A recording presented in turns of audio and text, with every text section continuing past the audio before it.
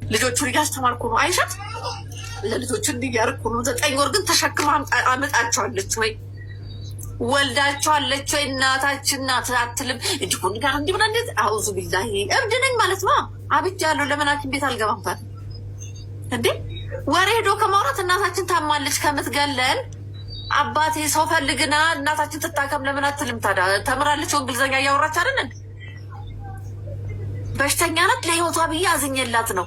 እያዘነችልኝ ሳይሆን አይምሮዬን እያበላሸች ነው። አየሽ፣ ትላንት እህቶቿን አደራጀች ከአባቷ ጋር ሁና፣ ዛሬ ደግሞ ሚዲያ ላይ አየሽ። ይህን ሳምንት ታምሜ ነበረ። ይሄ አንጀቴ ቆስሏል። እውነቴን ነው የምልሽ።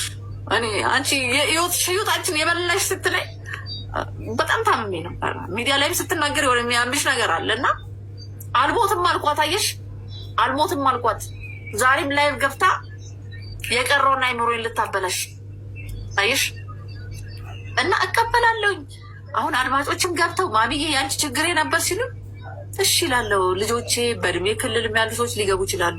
እሷ ግን ወጣት ናት። ነገ ወላሂ ለአዚም ፍርድ ይሰጣል አላህ ማለት ነው። ወላሂ ለሁሉም ፍርድ ይሰጣል።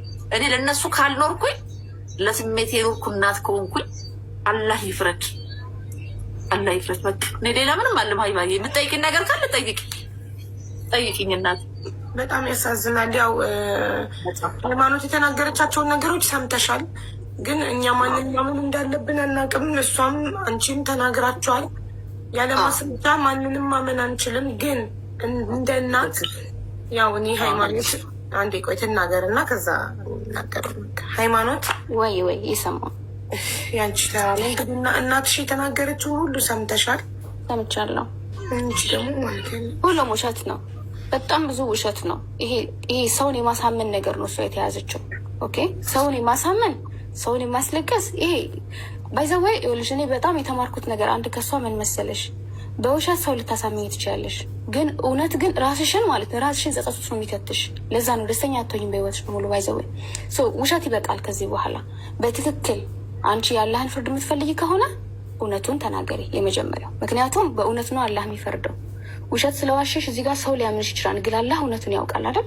የምርኛት ከመሬት ተነስተን አንቺ የምንመልስልሽ ከሆነ የምርኛ አንቺ የምንጠላሽ ከሆነ ያለምንም ምክንያት አላህ መልሱን ይሰጣል። እንግዲህ እናየዋለን ሁላችንም። ኦኬ፣ ሁሉም በራሱ ያገኛል። ኢትስ ኦኬ ሀይሚ፣ ምክንያታችን በቂ ነው። እናታችንን ይኸው አሁን አንቺ ከተናገርሽው አንጻር ስነግርሽ አንቺን ያለ ምክንያት ይጠሉኛል ልጆቼ ብለሽ ካሰብሽ አላህ ይፈርዳል አልሻል። ይህ ቃል ሲተነተን ምን መሰለሽ፣ እናታችን እንደምትጠሏት እየተናገርሽ ነው። የምትጠሏት ኃይለኛ ስለነበረች ስለምትማታ ብለሻል። እሷ ማዋል ካደች ማመታችሁ ነበር፣ ቆነጥጣችሁ ገርፋችሁ ነበር። ለምን ልጆቼ እንዳትበላሹብኝ ፈራ ስለነበረ ብላለች።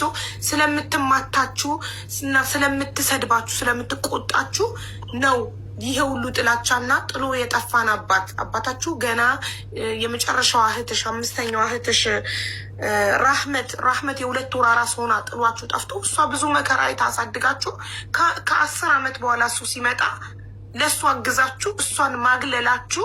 አላገዝንም ሀቡ አላገዝንም ለሱ። ቅድም ብዬሻለሁ፣ እኛ አላገዝንም ለሱ። ከሱ ጋር አናወራም። ምንም አድርጎልን አያውቅም። አሁንም እያደረገልን አይደለም፣ ለእኔም ለእህቶቼም። እንዲሁም በእሷ ሲናደድ እንዲሁም ትምህርት አቆሙ ምናምን ሲላቸው ነው እኔ መሀል ላይ ገባሁትኝ። እኔ ያለሁኝ ያልኩትኝ። እሱም የእሷን እልህ እኛ ላይ ነው የሚወጣው፣ እሷም የእሱን እልህ እኛ ላይ ነው የምትወጣው። እዚህ ጋር መኖራችን ነው አሁን ሳንፈልግ ተፈጥረን መኖራችን ግን አሁን እድሜ ልካችንን እየተጎዳን እንድንኖር እየተጸጸትን እንድንኖር። በሁለታቸው ባህል ባትገቡስ? አያገባኝም ስለ አባቴ አያገባኝም ያ እንደዛን ያደረግነው እና ያ ነገር ግን እሱ አልተቀበለችው። አሁን እኛ አያገባንም ብለን ዝም ስንል እኛ ለሱ እየወገንን ነው ማለት ነው። እሷ የምትፈልገው ባይዘዌ ትንሽ እያለች እህቴ ነፃነት አባቷን ፈንክታ ታውቃለች በእንጨት። ባይዘዌ ምንም በማታውቀው ጉዳይ ልጅ ናት፣ አታውቅም። ያው ስላለቻት ብቻ እሷ አሁን እዚች ጋር ምንም የሚደባበቅ ነገር የለም። ይሄ ቪዲዮ ነግሬሻለሁ ቅድም ሀቡ፣ በህይወቴ ድጋሚ ላይደገም በህይወት ያሳለፍኩትን ድጋሚ ላላስበው በአደባባይ ወይ ተዋታለሁኝ እሷን ወይ እኔ እናት የለኝም። ከድሮም ጀምሮ ውስጥ የቀረው ነገር አሁን እንዲቆፈር ስላደረገው ምንም የሚቀየር ነገር የለም። ኦኬ፣ አንድ ጥያቄ አሁን አለኝ። እሺ፣ ዛሬ እንደዚህ ሆነ ሶሻል ሚዲያ ላይ ወጣች። እኔ በ12 እና በ13 ዓመቴ ፖሊስ መጥቶ ይዞኝ ይሄድ ነበረ። ባይዘዌ ሳልነግርሽ ፖሊስ መጥቶ አስቸገረችኝ ትላቸው ነበርና ለምን እንዳስቸገርኩኝ እኔም አላውቀውም ነበር። እንግዲህ አስበሻል። ተደብድቤ ምን ብዬ ትምህርት ቤት መሄድ አቅቶኝ በምግብ ተቀጥቼ መጨረሻ ላይ ፖሊስ ታመጣና ፖሊሶቹ እንዴት ነው ጀማዎች ነገር ናቸው። እንዴት ነው ጓደኞቿ አሁን ልክ እንዳወራቻችሁ ሁላችሁ ሶሻል ሚዲያ ነው የምታወራው ያንን ሰው እና እነሱ እውነት ይመስላችኋል እና መጥተው ሁላ ወስደውኝ ያውቃሉ። በጣም ብዙ ጊዜ ፖሊስ ጣቢያ ወስደውኝ ያውቃሉ። ባህሪሽ መጥፎ ነው ምናምን ተብዬ ባህሪ መጥፎ ነው ለምንድን ነው